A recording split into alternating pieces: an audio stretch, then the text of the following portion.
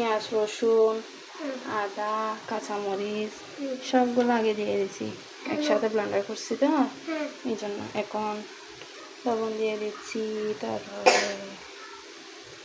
ধনিয়া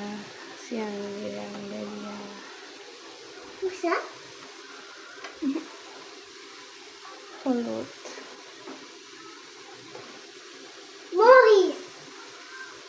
মরিচ তো দিব না, আমরা তো কাঁচা মরিচ দিছি না।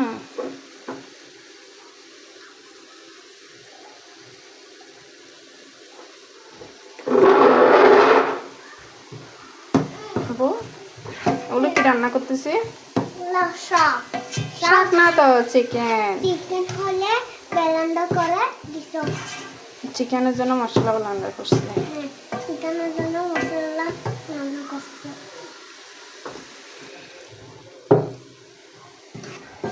আর মশলাগুলো একটু ভালো করে কষা ফেলি কেমন। এখন চিকেন হয়ে গেলে আমার সাথে খাবার দিব, ঠিক আছে? ভাত কি জন্য খাবো? কি ভাত কি জন্য খাবো মানে? কালকে রাতে ওই এমএমএ চিকেন দিছিল না, সেটা এমনি চিকেন খাইলে হবে না তো, ভাত খাই। তো মশলা কষানো হয়ে গেছে।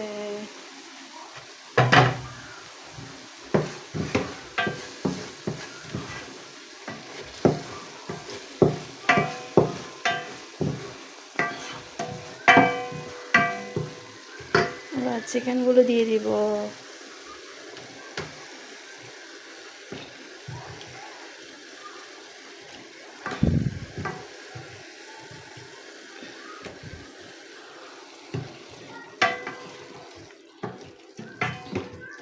এখন চিকেন হয়ে দিলে আমার ছেলে ভাত খেতে পারবে।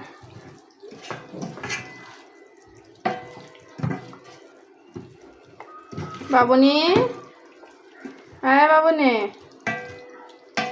বাবুনি, বাবুনি কোথায়? তাহলে কথা বলতেছে না যে? কথা বলতেছে না কেন?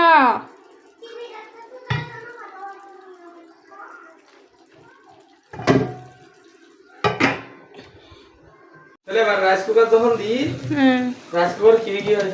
ঠিক হয়ে যাবে। রাইস কুকার কেবল ইয়ার নষ্ট হয়ে গিয়ে কারণ হয়। আচ্ছা, আর সুইচ এঙ্গরে দিলেই ব্যবহার করে যাবে।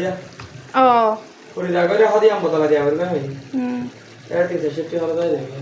তাই কেবল আছে 220 টাকা। আচ্ছা, ইয়ানা তো ইয়ানা লয় গটি। যা বদলা দিব দিয়ে আনলে হবে। বেশি আলু দিয়া বলে তারা লাগো দিয়া কিসব বানিয়ে লয় দিব। কি হড়ে?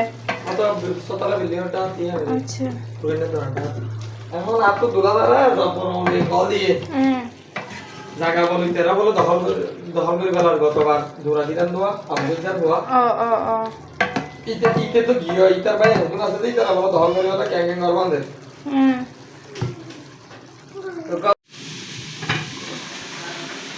রান্না কমপ্লিট।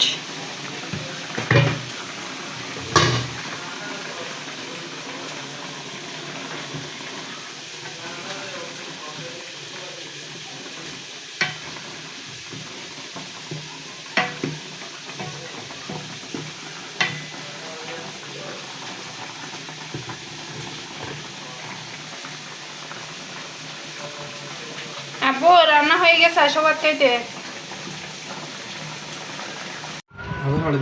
কেলা দুয়ানো মাছ আবার দিলাম কতদিন আগে, 2-3 মাস অর্ধে ব্যাংকের তো ঠিক আনি আর দিলাম উধার। না দে ঠিয়া কোন না দে তো না দে মানুষের ঠিয়া খেলা দিবেন।